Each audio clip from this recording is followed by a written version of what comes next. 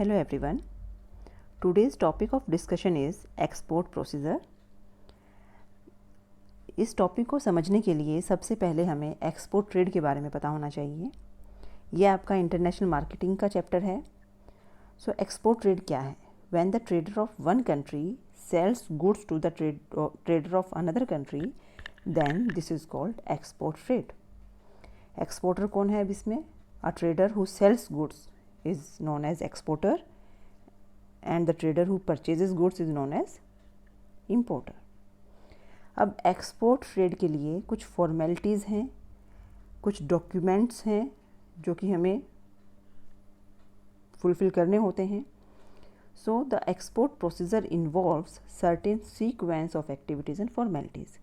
तो उस सीक्वेंस के बारे में आज हम पढ़ने वाले हैं. तो let's start with this procedure. सबसे पहली चीज़, एक इंडियन एक्सपोर्टर को कुछ सीक्वेंस में एक्टिविटीज़ करनी होती हैं. ये सीक्वेंस आज हम करेंगे. The first step is trade inquiry. Trade inquiry क्या है? नाम से क्लियर हो रहा है, ट्रेड इंक्वायरी. अब एक्सपोर्टर को, जो कि वो पर्सन जो कि अपना माल दूसरे कंट्री में बेचना चाह रहा है, तो एक्सपोर्टर.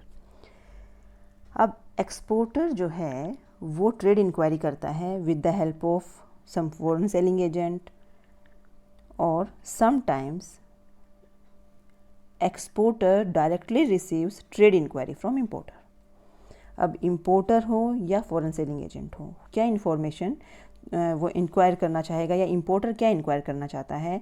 इंपोर्टर प्रोडक्ट के प्राइस के बारे में, प्रोडक्ट के बारे में, design, quality, features, guarantee, packing, time taken in delivery, terms of payment, ये कितनी ही चीज़ें हैं जो कि वो इंक्वायर करना चाह रहा है.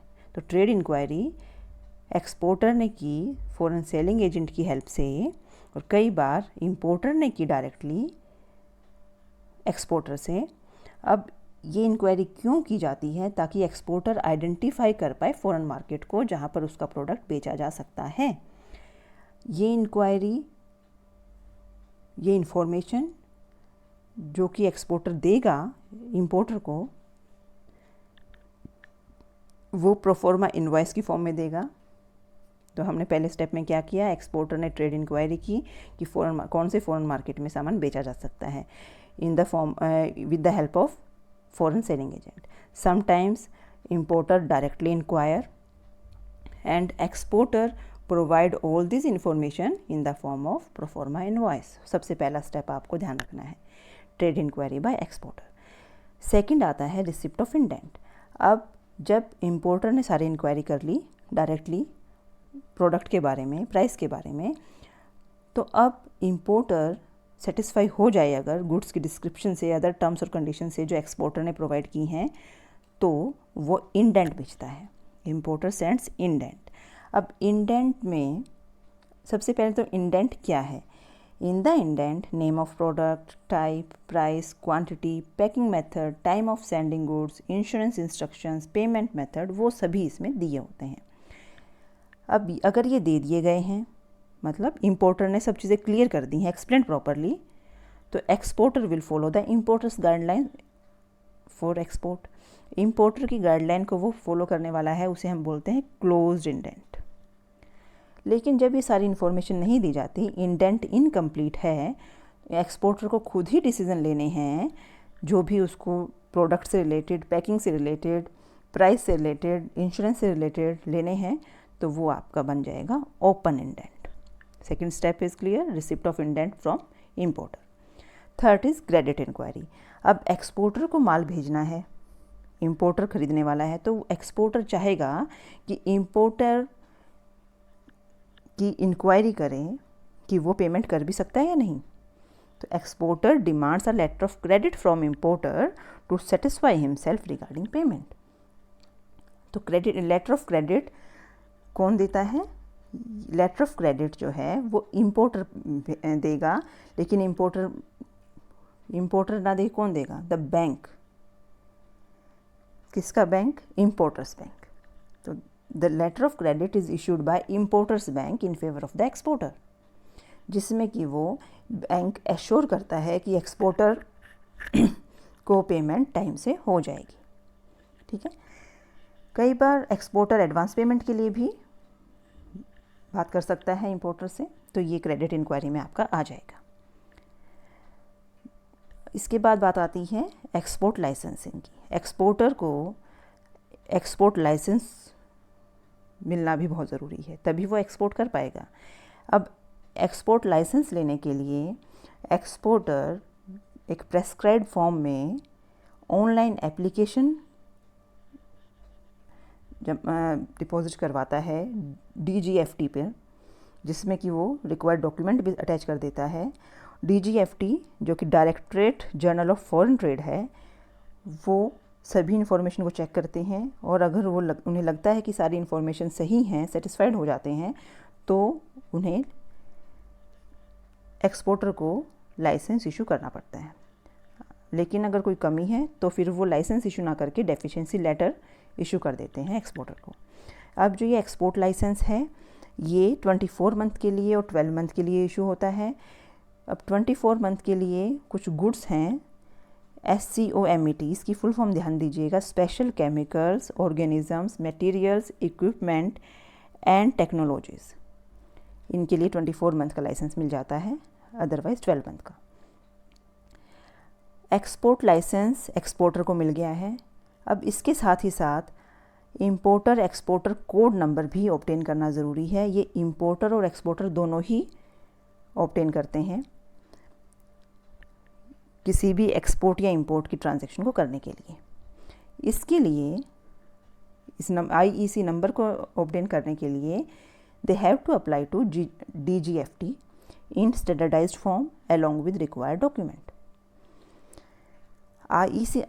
IEC नंबर अप्लाई करने से पहले एक्सपोर्टर को पैन नंबर भी ऑब्टेन करना पड़ेगा, परमानेंट अकाउंट नंबर, जो कि टैक्स अथॉरिटी से वो ऑब्टेन करेगा, और उसे एक बैंक में अकाउंट भी ओपन करना होगा जो कि फॉरेन एक्सचेंज में डील करता हो। ठीक है, IEC नंबर ऑब्टेन करने के लिए भी ज़रूरी है पैन नंबर और बैंक अकाउंट। साथ ही साथ IEC के बारे में एक ध्यान रखने वाली बात ये है कि ये परमानेंट वैलिडिटी है, ये बार बार लेने की ज़रूरत नहीं है आपको। जैसे हमें लाइसेंस को रिन्यू कराना पड़ता है, IEC को रिन्यू करवाने की बार बार लेने की ज़रूरत नहीं है। 6th step is hedging against exchange rate fluctuation. Licence मिल गया, IEC नंबर भी मिल गया, अब आती है बात एक्सचेंज रेट में फ्लक्चुएशन की। देखिए, there is a time gap between the sending of goods and receiving of payment for goods by the exporter। अब ये बिल्कुल पॉसिबल है कि एक्सचेंज रेट फ्लक्चुएट हो जाए जिससे कि एक्सपोर्टर को लॉस हो जाए। तो इस रिस्क को बियर करने के लिए वो कोई ऐसी सिचुएशन अगर आ जाए तो इसके लिए वो हेजिंग करता है। हेजिंग मतलब हेजिंग कॉन्ट्रैक्ट करता है। हेजिंग क्या होती है? बाउंड्रीज प्रोटेक्शन के लिए। तो वो हेजिंग कॉन्ट्रैक्ट बैंक के साथ करता है इस फ्लक्चुएशंस को बियर करने के लिए। रिस्क अब बैंक का रहेगा। इस कॉन्ट्रैक्ट में वो इंश्योर हो जाता है कि ऐसी अनफेवरेबल फ्लक्चुएशंस अगर एक्सचेंज रेट में होंगी तो इससे उसको कोई नुकसान नहीं होगा। किसको? एक्सपोर्टर को। Packing and marking of goods, अब नेक्स्ट स्टेप आता है। देखिए, सबसे पहला ट्रेड इंक्वायरी हो गई, एक्सपोर्टर ने कर ली। फिर इंडेंट इंपोर्टर ने सेटिस्फाई हो गया अगर इंपोर्टर तो इंडेंट भेज दिया। फिर क्रेडिट इंक्वायरी एक्सपोर्टर ने की। फिर एक्सपोर्ट लाइसेंस एक्सपोर्टर ने लिया। फिर IEC नंबर लिया। फिर हेजिंग कॉन्ट्रैक्ट किया। इसके बाद बात आती है पैकिंग एंड मार्किंग की। इंपोर्टर ने जो इंस्ट्रक्शन भेजी थी, किस में? क्लोज्ड इंडेंट में, या ओपन इंडेंट में कोई इंस्ट्रक्शन नहीं भेजी थी, तो जो भी प्रीवेलिंग ट्रेड प्रैक्टिसेस है उसके बेस पर पैकिंग और मार्किंग की जाती है। पैकिंग का मेन एडवांटेज ये है कि जो माल है वो सेफली अपनी जगह पर पहुंच जाए। मार्किंग का कि कोई भी इनकन्वीनियंस गुड्स को पहचानने में ना हो, इसलिए मार्किंग की जाती है। मार्किंग के जो साइन है वो क्लियर होने चाहिए। और इसमें ये ध्यान देने वाली बात है, एक्सपोर्टर जो मार्किंग के लिए साइन यूज़ करने वाला है, exporter should ensure that internationally recognised signs and symbols are used in marking to avoid any misinterpretation। After packing and marking, forwarding agent की अपॉइंटमेंट होती है। When the goods are ready for dispatch, then a forwarding agent is appointed। अब forwarding agent बहुत से काम करता है। सबसे पहली चीज़, वो शिपिंग स्पेस रिजर्व करेगा। If goods are sent through sea route, forwarding agent books the shipping space in accordance with the agreed delivery schedule. अब एग्रीड डिलीवरी शेड्यूल जो भी रहा, जो भी इंपोर्टर और एक्सपोर्टर का जो भी कॉन्ट्रैक्ट बना, उसमें जो डिलीवरी शेड्यूल था उसके बेस पर shipping space is to be reserve in advance. क्यों? To ensure timely shipment of goods. The goods are brought to the port by the forwarding agent in accordance with the date of shipment. ध्यान दीजिएगा, shipping space में मैंने ये आपको बात जो बोली है उस पर आप ध्यान देंगे। मैंने लिखा कम हुआ है लेकिन मैं समझा रही हूँ आपको पूरा। फिर आती है प्रिपेयरिंग शिपिंग बिल की बात। एक्सपोर्ट ड्यूटी पे करने के लिए forwarding agent prepare shipping bill in triplicate, 3 copies बनाता है। इस शिपिंग बिल में गुड्स की क्वांटिटी, उसका प्राइस, एक्सपोर्टर का एड्रेस, इंपोर्टर का एड्रेस, आइटम्स के नंबर, शिप नंबर सभी मेंशन होता है। On the basis of these details जो कि शिपिंग बिल में हैं, एक्सपोर्ट ड्यूटी डिटरमाइन की जाती है और एक्सपोर्ट ड्यूटी फॉरवर्डिंग एजेंट पे कर देता है कस्टम ऑफिशियल को। तो then custom official keeps 1 copy of shipping bill in his office and hands over the other 2 copies to the forwarding agent. तो शिपिंग बिल प्रिपेयर किया किसने? एजेंट ने, क्योंकि एक्सपोर्ट ड्यूटी पे करनी थी। एक्सपोर्ट ड्यूटी पे करने के बाद कस्टम ऑफिशियल ने 2 कॉपीज़ फॉरवर्ड एजेंट को दे दी उस बिल की। Payment of dock dues. अब permission of dock authority is required to carry the goods on the port to load them on the ship. सबसे पहले शिप में माल को लोड करने से पहले पोर्ट पर माल का आना ज़रूरी है और इसके लिए डॉक अथॉरिटी से परमिशन लेने की ज़रूरत है।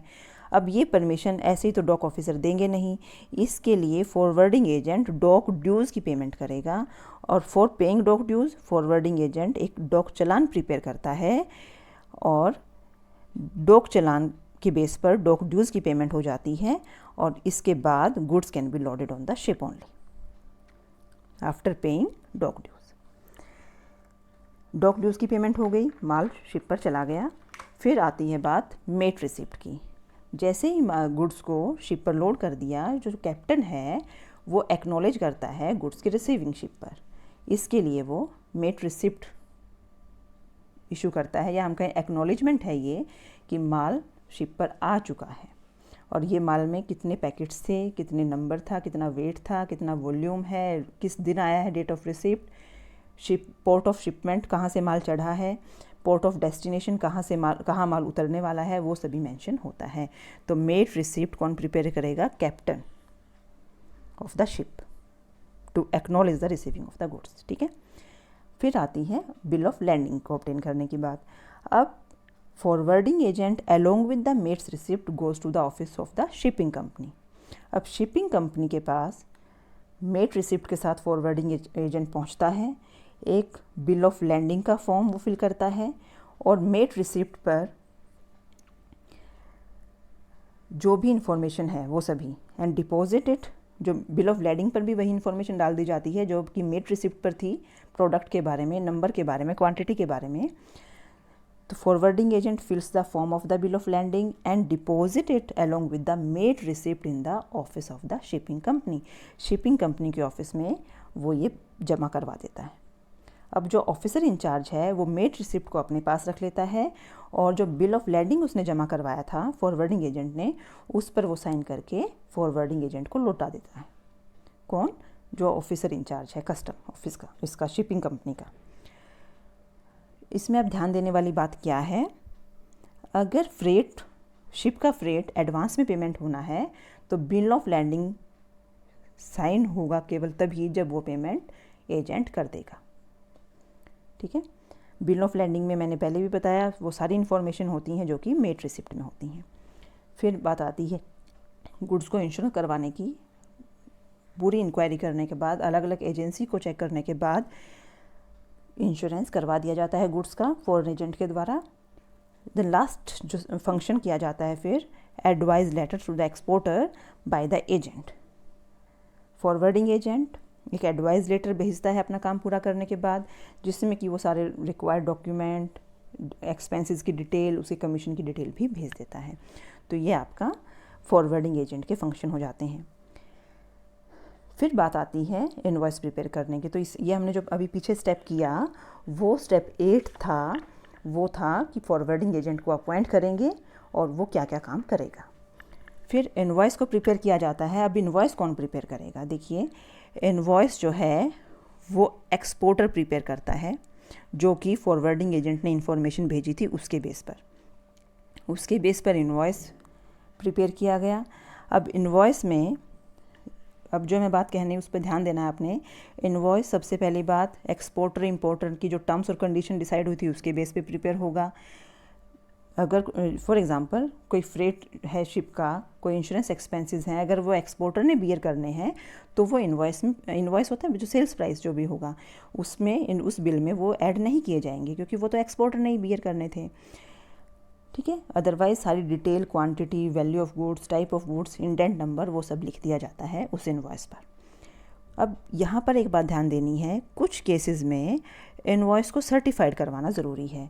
अब invoice, some countries require the exporter to send the certified invoice. अब ये इनवॉइस कैसे बनेगा? Such invoice are issued by the office of custom office.